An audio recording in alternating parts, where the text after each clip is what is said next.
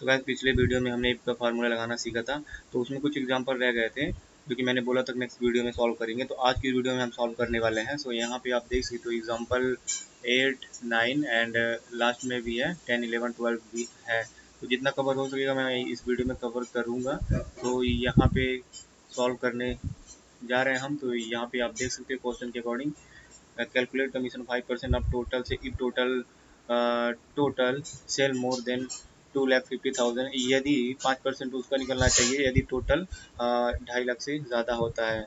नहीं तो 2% total sale if total sale more then 2 lakh, नहीं तो 2 लाख से ज़्यादा हो तो 2% निकलना चाहिए, अदरवाइज नील यहाँ पे लिखा हुआ है। तो इसको इस फार्मूला को किस तरीके से हम रन करते हैं इफ की मदद से, तो यहाँ पे हम चलते हैं निकालते हैं किस तरीके से निकलेगा।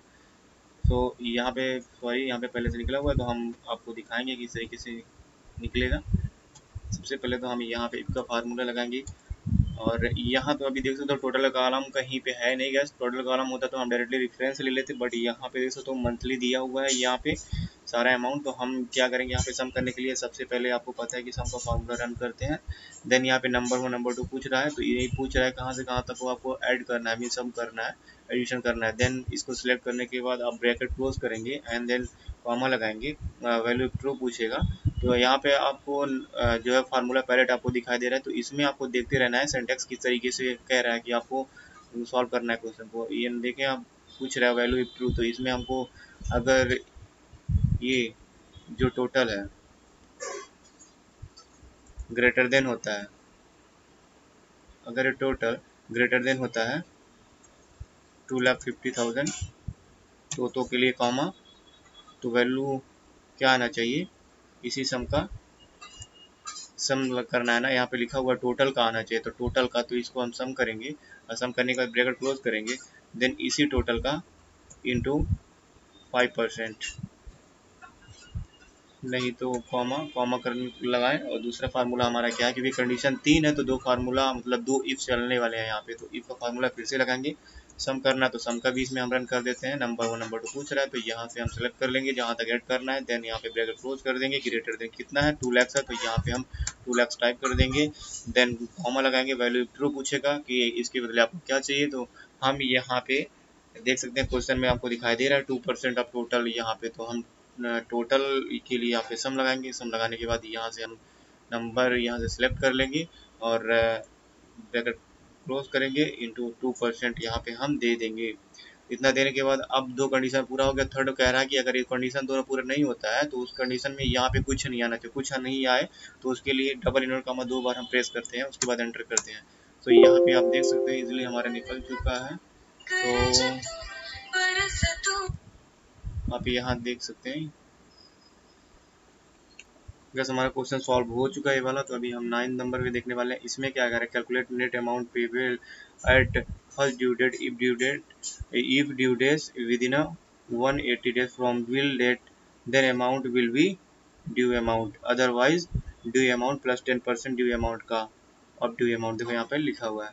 सो इसको क्वेश्चन का मतलब क्या है, यहाँ पे कह रहा है अगर ये आपका ड्यू अमाउंट है, इस जो बिल डेट अमाउंट जो यहाँ पे दिया है इससे 180 दिन से कम होता है, तब तो यही ड्यू अमाउंट नेट अमाउंट में भी आना चाहिए।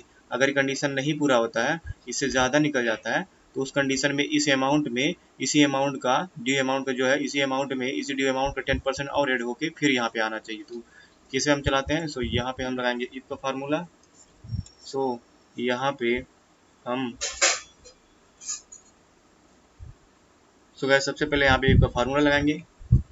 तो इफ यहाँ पे हम टाइप करते हैं, देन यहाँ पे कैलकुलेशन करना है तो एक ब्रैकेट और ओपन करेंगे। हम यहाँ से इस ड्यू डेट से माइनस करेंगे यहाँ पे जो बिल डेट है इसको, देन जो रिजल्ट आएगा लेस देन होना चाहिए 180 से। अगर 180 से कम होता है तो उस कंडीशन में क्या होना चाहिए, उस कंडीशन में जो आपका ड्यू अमाउंट है सेम आपका होना चाहिए। अदरवाइज अगर ये ज़्यादा होता है तो इसी जो ड्यू अमाउंट है इसी का 110% यानी 10% कर देंगे है यहाँ पे हम, तो हम इसका 110% एक्स्ट्रा निकल जाएगा।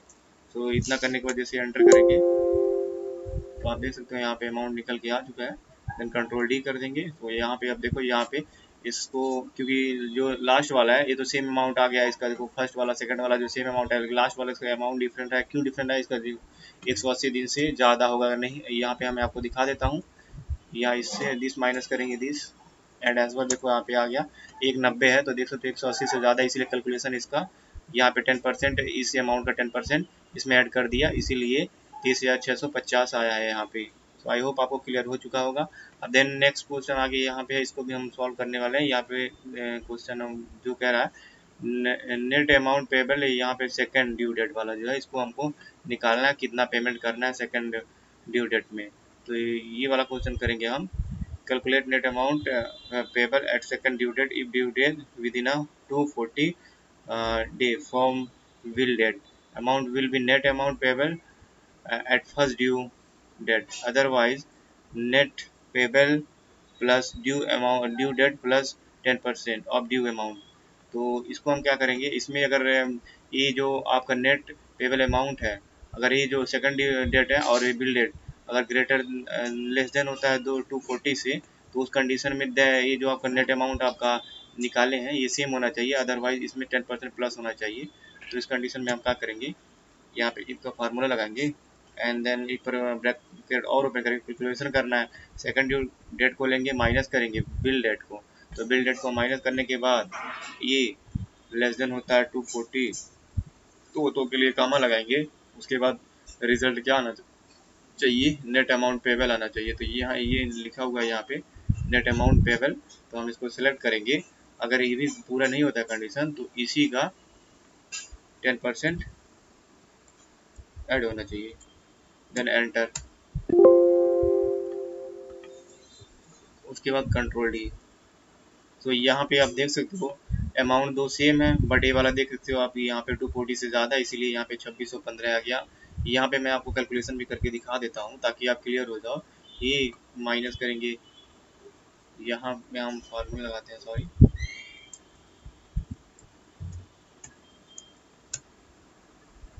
यहाँ पे कैलकुलेशन कर लेते हैं।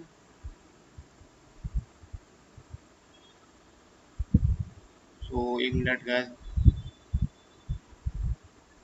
माइनस कर लेते हैं, दिस माइनस दिस। आप देख सकते हो 240 से यहाँ पे ज़्यादा है, इसीलिए कैलकुलेशन भी 10% एक्स्ट्रा उसमें ऐड कर दिया है। आई होप आपको अच्छे से समझ में आ गया होगा। अब हम चलते हैं नेक्स्ट क्वेश्चन की ओर। अब इसमें क्या कह रहा है, यहाँ पे आपको calculate basic as per date join, जो यहाँ पे दिया हुआ है ना, ये कह रहा है जो इससे ज़्यादा मतलब 31/12 इतने से नीचे अगर इसमें ज्वाइनिंग लिए होंगे तो उसका 15,000 सैलरी होना चाहिए। और दूसरा क्या कह रहा है, अगर 1 मिनट में इसको थोड़ा सा, और दूसरा कह रहा है अगर ये 31/12/2011 से पहले अगर ज्वाइनिंग लिए हैं तो 12,000। तो चलिए क्वेश्चन को हम सॉल्व करते हैं। यहाँ पे इसको फार्मूला हम लगाते हैं इफ, देन यहाँ पे पूछ रहा है अगर ये जो डेट ऑफ ज्वाइनिंग है ये लेस देन होता है, डेट की हमको डेट वैल्यू में कन्वर्ट करने के लिए डेट वैल्यू का फार्मूला लगाएंगे। तो यहाँ पे डेट वैल्यू में क्योंकि पढ़ नहीं पाता है अक्सर, तो इसके लिए डेट यहाँ पे सीरियल नंबर में कन्वर्ट करना पड़ता है, तो यहाँ पे हम वैल्यू में कन्वर्ट करना पड़ता है। तो यहाँ पे हम इस तरीके से करेंगे और यहाँ से हम डेट को टाइप कर देंगे, डबल कम में 31/12/2009 टाइप करने के बाद ब्रैकेट क्लोज कर देंगे, कॉमा, तो वैल्यूट्री पूछ रहा है तो कितना आना चाहिए 15,000, अगर ये कंडीशन पूरा होता है, कॉमा, इसको फार्मूला लगाएंगे और ये वाला वैल्यू लेंगे हम, डेट ऑफ ज्वाइनिंग वाला अगर लेस देन होता है कितने से, 31/12/2011 से, ये इसके लिए यहाँ पे डेट वैल्यू का फार्मूला लगाना है गाइस, जो कि मैंने भूल गया था। तो यहाँ पे डबल हम ओपन करेंगे, 31/12/2011 डेट वैल्यू, यहाँ पे क्लोज, कॉमा, वैल्यू कितना आना चाहिए 12,000, अदरवाइज कितना आना चाहिए 10,000। कंडीशन पूरा एंटर कर देंगे। यहाँ पे आप देख सकते हो आपका निकल के आ चुका है। यहाँ पे सबका डेट ऑफ ज्वाइनिंग, जितने लोगों का यहाँ पे 2012 से ऊपर है तो उनका 10,000 आया है, और जितना 11 2011 से नीचे है उनका देख सकते हो आप 12। उसके बाद जितना 2009 से नीचे है उससे पहले ज्वाइन किए थे उनका यहाँ पे 15,000 आया हुआ। तो एक ही ऐसे हैं जो यहाँ पे 2008 में मीन्स 2009 से पहले ज्वाइनिंग लिए तो उनका 15,000 है। सो हम चलते हैं नेक्स्ट क्वेश्चन पे। अभी यहाँ पे हम कैलकुलेट करने वाले हैं पोस्ट। सो यहाँ पे हम पोस्ट कैलकुलेशन कर ले रहे हैं।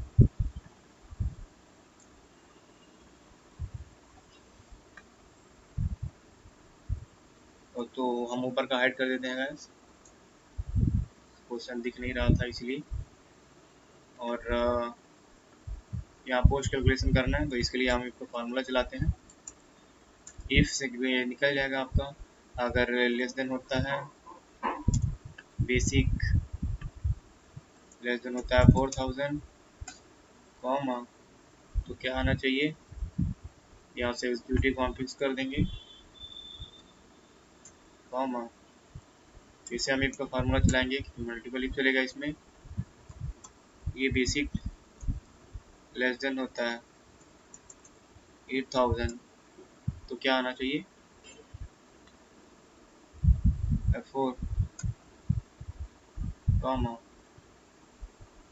ये लेस देन होना चाहिए 12,000 तो क्या होना चाहिए, यहाँ पे इफ का फार्मूला फिर से चला लेंगे हम एक बार,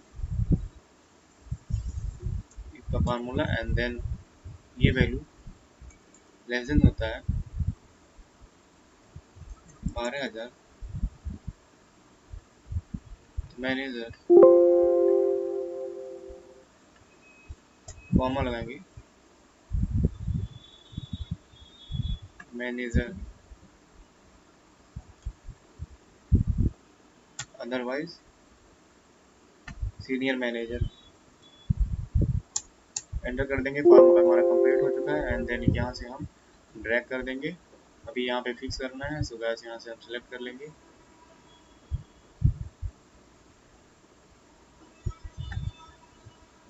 यहाँ से हम सेलेक्ट कर लेंगे और होम टैब में जाके यहाँ से हम फॉर्मेट में जाके ऑटो फिट कर दे रहे हैं कॉलम।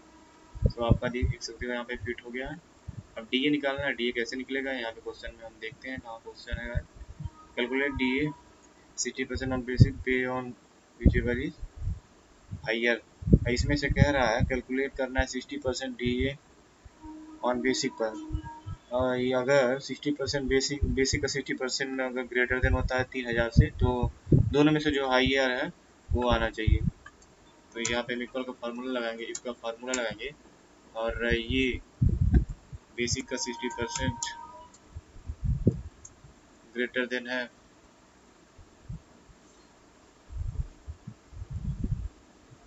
बेसिक का 60% ग्रेटर है 3,000 से, तो इसी का 60% अदरवाइज 3,000। तो आप देख सकते हो क्वेश्चन के अकॉर्डिंग यहाँ पे निकल गया है। अभी यहाँ पे जिसका जो है 60% कम है 4,000 आप देख सकते हो, तो आगे आप कैलकुलेशन कर लीजिएगा। और अब क्वेश्चन क्या कह रहा है, flat is allotted to manager and senior manager. दो लोगों को यहाँ पे फ्लैट अलाउड करना है, मीन्स एस करना है और सभी को नो करना है। तो इफ करना और दो लोगों को अलाउ करना है तो यहाँ पे इफ एंड का फार्मूला हम चला देंगे। तो इफ और का फार्मूला यहाँ पे चलेगा, दो कंडीशन है। तो पहला इसमें अगर होता है मैनेजर मैच कराना इक्वल तो ये F4 कॉमन, नहीं तो इससे मैच क्या होता है सीनियर मैनेजर। दोनों कंडीशन अगर ये होता है तो क्या आना चाहिए, डब्ल्यू कामा, तो यस आना चाहिए, नहीं तो नो आना चाहिए। तो हमारे भी क्वेश्चन कंप्लीट हो चुका है गाइस। अब एचआरए पूछ रहे हैं, तो एचआरए हम देख लेते हैं क्या कहता है। HRA 20% on basic plus EA को ऐड करके 20% निकालना है, will be given to those employee who is not allotted flat, जिनको फ्लैट नहीं मिला है उनको बेसिक प्लस ईए का 20% मिलना चाहिए। तो यहाँ पे हम इसका फार्मूला चलाते हैं, ये अगर यहाँ इक्वल टू दिस होता है तो के लिए कॉमा तो कुछ नहीं, अदरवाइज बेसिक प्लस टीए 20%। तो यहाँ पे जिसमें है उसको नहीं मिलेगा। अभी देख सकते जिसमें नो है उसमें मिल चुका है। तो हमारा क्वेश्चन ये भी सॉल्व हो चुका है। अब हम देखते हैं लास्ट क्वेश्चन जो हमारा 12 नंबर का एग्जाम्पल है। तो काफ़ी बड़ा हमारा वीडियो हो जा रहा है गैस, तो यहाँ पे बड़ा हो जा रहा है, तो गैस हम इस क्वेश्चन को रहने दे रहे हैं, अगले वीडियो में हम कभी कवर कर लेंगे। तो आई होप ये वीडियो बहुत ही अच्छा लगा होगा। Thanks for watching this video. हमारी वीडियो को लाइक करें, शेयर करें, सब्सक्राइब करें और प्लेलिस्ट बना हुआ है वहाँ से चेकआउट कर सकते हैं। हाँ, इसका लिंक जो प्रैक्टिस फाइल का लिंक मिल जाएगा, सेम आपको सीट मिल जाएगा, उस पर प्रैक्टिस कर सकते हैं। सो जाकर डिस्क्रिप्शन में चेकआउट कर सकते हैं। Thank you.